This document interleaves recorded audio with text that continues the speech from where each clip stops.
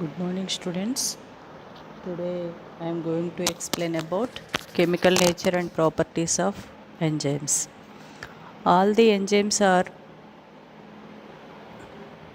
protein in nature.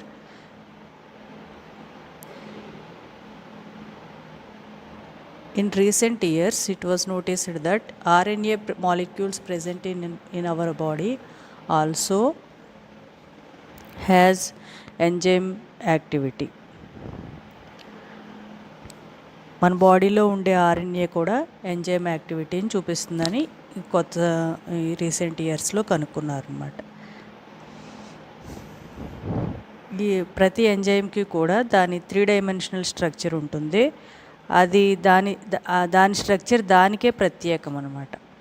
అలాగే దాని కెటాలిటిక్ activity కూడా, దాని పని కూడా, అది ఏ ఎంజైమ్ దేని మీద పనిచేస్తుందో అది ఆ ఎంజైమ్ మీద, ఆ కాంపౌండ్ మీదే పనిచేస్తుంది. ప్రతి ఎంజైమ్లోనూ 2 పార్ట్స్ ఉంటాయి, protein part, non protein part. Protein part of the enzyme నేమో అపో ఎంజైమ్ అంటారు, non protein part of the enzyme నేమో కో ఎంజైమ్ అంటారు. మొత్తం ఎంజైమ్ నేమో హోలో ఎంజైమ్ అంటే దానిలో అపో ఎంజైమ్ ఏమో ప్రోటీన్ పార్ట్, కో ఎంజైమ్ ఏమో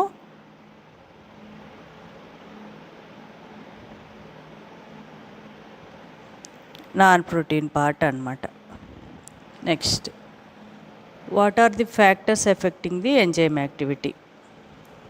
ఎంజైమ్ ఏ కాంపౌండ్ మీద అయితే పనిచేస్తుందో దాన్ని సబ్స్ట్రేట్ అంటారు. ఆ సబ్స్ట్రేట్కి ఎంజైమ్కి మధ్యలో కాంటాక్ట్ అనేది మోస్ట్ ఎసెన్షియల్ అన్నమాట, ప్రీరిక్విజిట్. ఆ రెండిట్ల మధ్య కాంటాక్ట్ ఎంత ఎక్కువ ఉంటే ఎంజైమ్ యాక్టివిటీ అంత ఉంటుంది.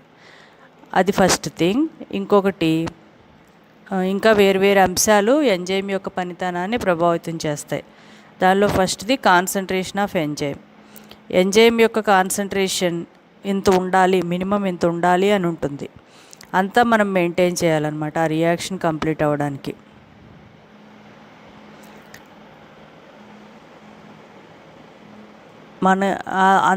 అంత minimum amount of enzyme maintain చేస్తేనే మనకి దాని యాక్టివిటీ అనేది ఫుల్ఫిల్ అవుతుంది. Next, substrate concentration.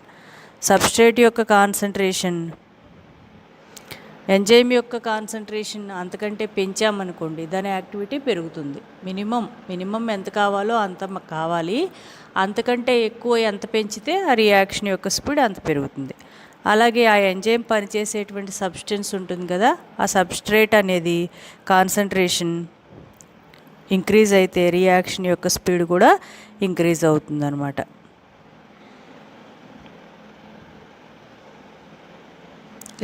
Reaction speed increase అయ్యి కొంత సబ్స్ట్రేట్ కాన్సన్ట్రేషన్ కొంత ఇంక్రీజ్ అయిన తర్వాత ఎంజైమ్ యాక్టివిటీ ఇంకా తగ్గిపోతుంది అనమాట. ఎందుకంటే ఎంజైమ్ కదా పనిచేయాలి. మీరు తినడానికి ఒకళ్ళకి అన్నం పెడుతూ ఉంటే కొంత పెడితే అది తింటా కొంత వచ్చేసరికి సాచురేషన్ వచ్చేస్తుంది, ఇంకా మీరు పెట్టినా సరే తినలేదు కదా.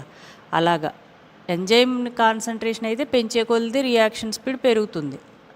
ఆ సబ్స్ట్రేట్ అయితే పెంచే కొలది కొంత పెరిగాక తగ్గిపోతుంది అనమాట. Next, order of the reaction. Enzyme అనేది పాల్గొనేటువంటి రియాక్షన్ ఏదైతే ఉందో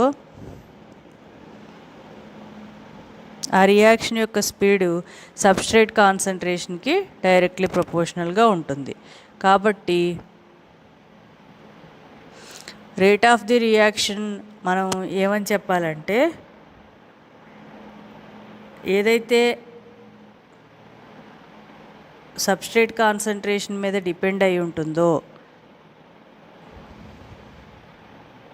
సబ్స్ట్రేట్ మనమే కదా ఇస్తాము, ఆ సబ్స్ట్రేట్ ఎంత కావాలంటే అంత మనం ఇవ్వగలం. కాబట్టి సబ్స్ట్రేట్ కాన్సన్ట్రేషన్ మీద డిపెండ్ అంటే అది తగ్గిపోతే ఎంజైమ్ యాక్టివిటీ తగ్గిపోతుంది అనేది ఉండదు. అందుకని సబ్స్ట్రేట్ కాన్సన్ట్రేషన్ కావాల్సినంత మనం ఇవ్వగలం కాబట్టి పని చేయాలి వాళ్ళకి పని ఎంతైనా ఇవ్వడమే కదా, మనం చేయడం కాదు కదా, ఇస్తాం. అలాగే ఎంజైమ్ పని చేయడానికి సబ్స్ట్రేట్ అనేది ఎంతైనా ఇవ్వచ్చు. అప్పుడు ఎంజైమ్ యొక్క కాన్సన్ట్రేషన్ అనేది ఎఫెక్ట్ చేయదన్నమాట రేట్ ఆఫ్ ది రియాక్షన్ని. ఆ ఎంజైమ్ పనితనం ఎంజైమ్దే, సబ్స్ట్రేట్ ఎంత ఉంది అనే దాని మీద కాదు. ఇప్పుడు నేను 1 గంటలో 4 క్వశ్చన్లు చదవగలను. నాకు ఒక క్వశ్చన్ ఇస్తే తొందరగా చదివేస్తాను, 4 క్వశ్చన్లు ఇస్తే కూడా చదువుతాను. కానీ నా కెపాసిటీ ఎప్పుడు గంటలో 4 క్వశ్చన్లు చదవగలను. ఆ కెపాసిటీ నా మీదే ఉంటుంది. కానీ ఇప్పుడు నాకు ఒక క్వశ్చనే ఇచ్చారని ఒక క్వశ్చనే చదవగలిగి, 6 క్వశ్చన్లు ఇచ్చారని 6 క్వశ్చన్లు చదవగలిగి అలా ఉండదు కదా. కాబట్టి నా కెపాసిటీ ఎంత అనేది నా మీద డిపెండ్ అయి ఉంటుంది, సబ్స్ట్రేట్ ఎంత ఇచ్చారు అనే దాని మీద కాదు అనేదన్నమాట ఇక్కడ. కాబట్టి రేట్ ఆఫ్ ది రియాక్షన్ ఈ set to be 0 order with respect to substrate.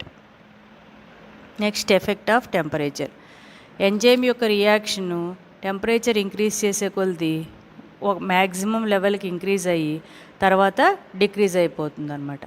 ఆ మ్యాక్సిమం లెవెల్కి ఇంక్రీజ్ అయిన వాల్యూని ఏమంటారంటే temperature coefficient of the enzyme అంటారు.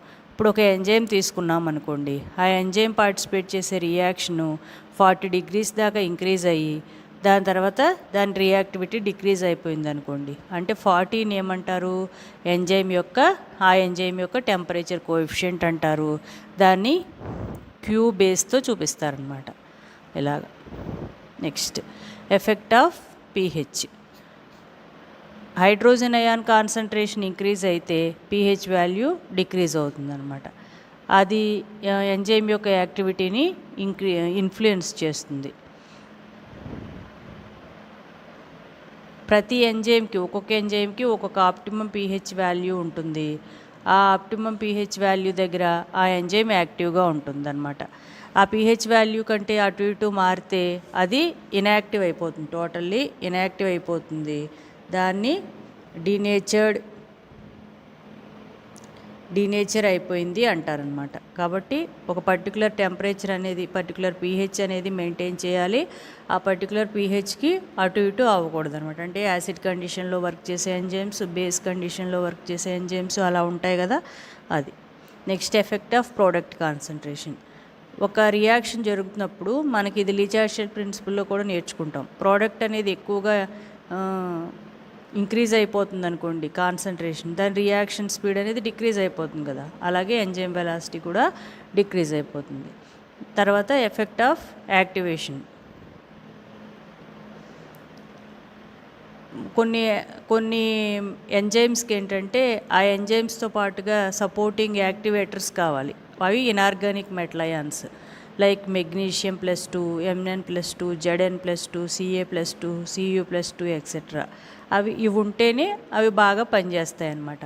ఇప్పుడు నైట్రోజినేజ్ అనే ఎంజైమ్ ఉంటుంది, నైట్రోజన్ ఫిక్సేషన్కి వాడతారు. అది బాగా పనిచేయాలి ఆ ఎంజైమ్ అంటే దానికి మాలిబ్డినం కావాలి. అలా ఒక్కొక్క ఎంజైమ్కి ఒక్కొక్క సపోర్టింగ్ మెటల్ అయాన్ కావాల్సి ఉంటుంది అనమాట. దాన్ని యాక్టివేషన్ పార్ట్ అంటారు. అది ఉంటే ఎంజైమ్ బాగా పనిచేస్తుంది. Next effect of time. మామూలుగా జనరల్ కండిషన్స్లో ఆ pH, టెంపరేచరు అన్నీ కావాల్సినంత ఇస్తే కనుక టైంతో పాటు రియాక్షన్ యొక్క స్పీడ్ ఏమి, ఎంజైమ్ యొక్క రియాక్షన్ స్పీడ్ ఏమి వేరీ అవ్వదన్నమాట. మిగిలినవన్నీ బాగుంటే టైం ఎక్కువ తక్కువ అని కాదు, దాని టైం ఎప్పుడు ఒకేలా ఉంటుంది, ఇంత టైంలో ఇంత పని చేస్తుంది అని. Next effect of light and radiation. Ultraviolet radiations కానీ, beta, gamma rays, UV rays, ఇలాంటి హార్మ్ఫుల్ రేడియేషన్స్ కానీ ఎంజైమ్స్ని యాక్టివేట్ చేస్తే అవి పెరాక్సైడ్స్ని ఫామ్ చేస్తాయి అన్నమాట, బ్రేక్ అయిపోతాయి. ఫ్రీ రాడికల్స్ని ఫామ్ చేసి పెరాక్సైడ్స్ని ఫామ్ చేస్తాయి. వాటి యొక్క ఎంజైమ్ యాక్టివిటీస్ అనేవి వేరీ అయిపోతుంది ఇలాంటి రేడియేషన్స్, హార్మ్ఫుల్ రేడియేషన్స్ యూస్ చేసినప్పుడు. ఓకే.